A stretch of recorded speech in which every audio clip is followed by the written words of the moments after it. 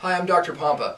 I really wanted to do this video to give you more specifics on the Toxic Top 10. I developed the Toxic Top 10, obviously not to, put in all the chemicals that we're exposed to, but what I feel are the most toxic.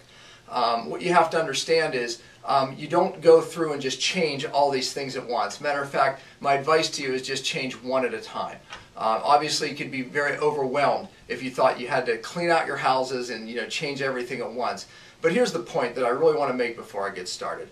It is a bioaccumulation of these types of toxins that really are causing the health problems of today.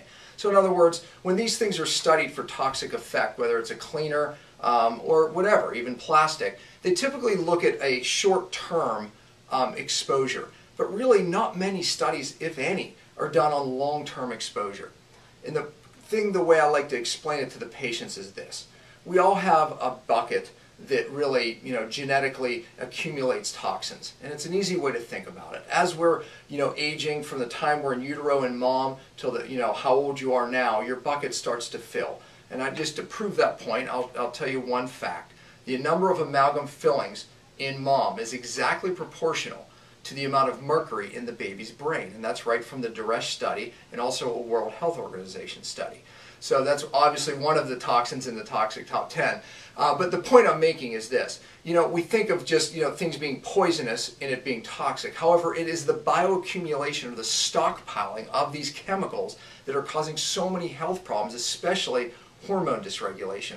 So when you look at this, we can't look at it as a one-time exposure, but we have to look at it as from what we do from birth all the way to where you are right now. So if we start to minimize these sources, now we give our body a chance to actually start getting rid of these chemicals. So let's start right here. Number one, household cleaners. Probably something you haven't thought of much, but these cleaners are used every day in your homes. And you're spraying your counters. These chemicals are permeating all of your airspace. And guess what? You're also spraying them on the counters where you're putting food, especially your children, and then they end up in your body that way and also from what you're breathing. Not just when you're spraying it, because when you're spraying it, it gets pulled into your heating and air conditioning unit and it's brought all over your home. So literally you can be breathing it for days just after one kitchen cleaning. Matter of fact, the most toxic thing in your home is your dishwasher.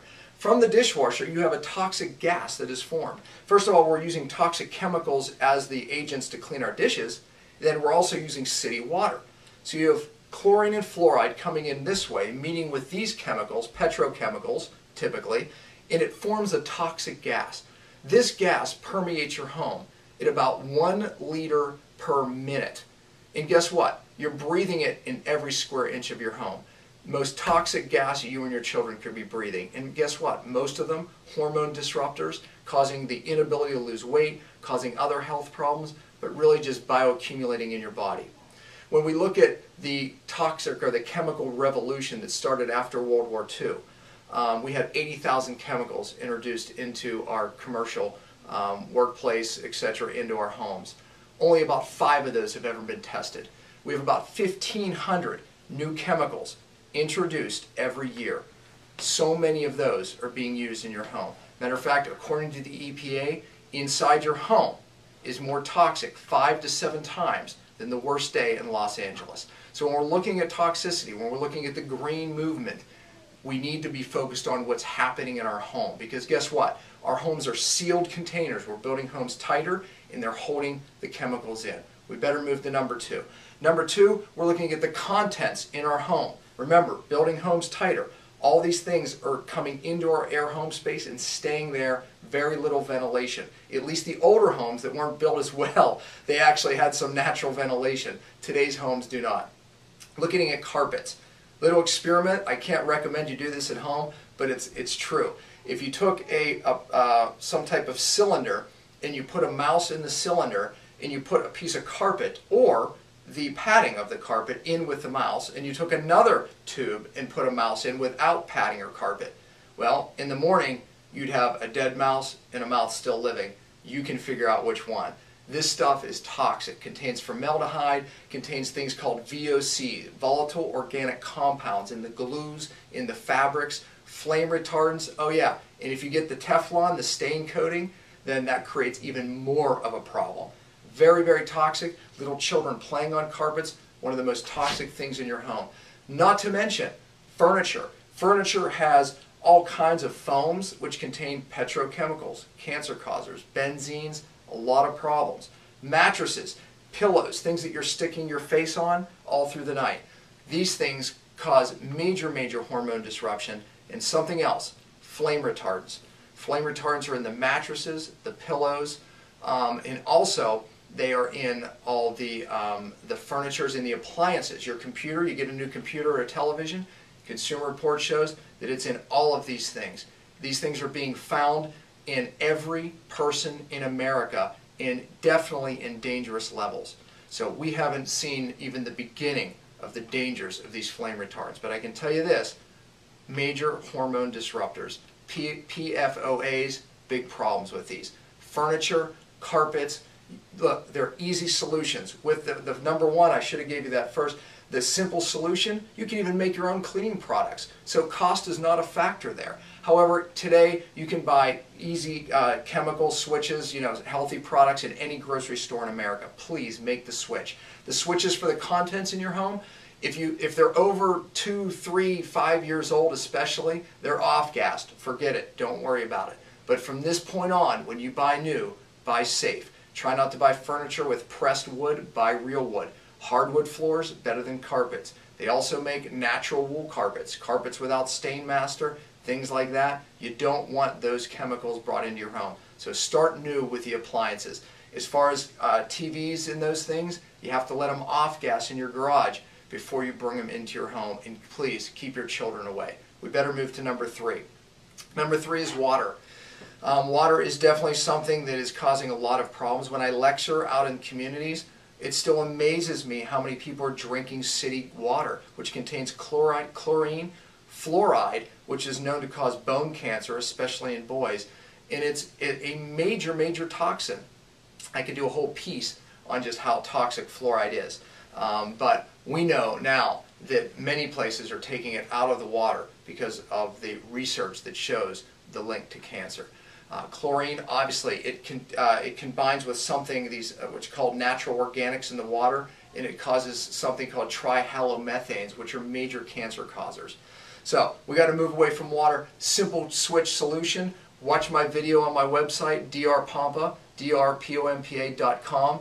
And if you didn't go there first, and we have how to make your home safe. We talk about how to make your air safe and how to make your water safe. Water filtration. I strongly recommend whole house water filtration. And here's why. 1 glass of water, one 10-minute shower is equal to about 11 glasses of fluorinated, chlorinated water. So showers, again, I mentioned the dishwasher earlier. So if you're not filtering the water coming into your home, at least filter what you're drinking from first. But take those steps, it's worth it. Let's go to number 4, mold. This is a modern day epidemic. Mold, or what we heard as sick building syndrome, is affecting more Americans than ever. Why? Because of how we're building homes. All mold needs to grow because the spores are in every one of our homes. However, all we need to do is add water. If you have a wet basement, I promise you have mold. If your drywall, which has cellulose, which feeds the mold, gets wet and is not dried properly, about 24, 36 hours, you've got a mold problem. Your toilet leaks, it doesn't get properly dried, you've got a mold problem. So look, mold. If you don't believe me, let's see what God said about it. In Leviticus 14, God warned the Israelites about mold, and if it reappears, on what to do. Bottom line, if it keeps reappearing, you take everything and bring it to a place called unclean, destroy it, gone. And believe it or not, that's what a lot of my patients have to do. Please watch the video that I did on mold under conditions on my website. Mold is making people sick. If you think that might be you, if you're light sensitive, morning stiffness, you're not sleeping well, these are some of the signs that you could have mold problems, even joint pain. That just comes out of nowhere. Sound sensitivity, the list goes on. However, if you think you might, you need the proper testing. Watch that video. All right, pesticides is the last one under your roof. Pesticides, how is that under your roof? Well, guess what we're finding in studies? That when you're spraying the outside for pesticides or people spray inside for pesticides, the children walking through people's lawns walking through the herbicides and pesticides, bring the pesticides in the home. And also spraying. Well, there's a Journal of American Medicine, it was just published in the Journal of American Medicine, and it was actually the Harvard School of Public Health study. Since 1992, they've been looking at this issue. What they found was that people who are using these chemicals in their homes and around their homes have a 70% increase in Parkinson's disease. That is massive. And you know what? There are other studies that are showing exactly that. So okay, before we're going to move on to what's under your nose and those toxins, so we're going to go to that.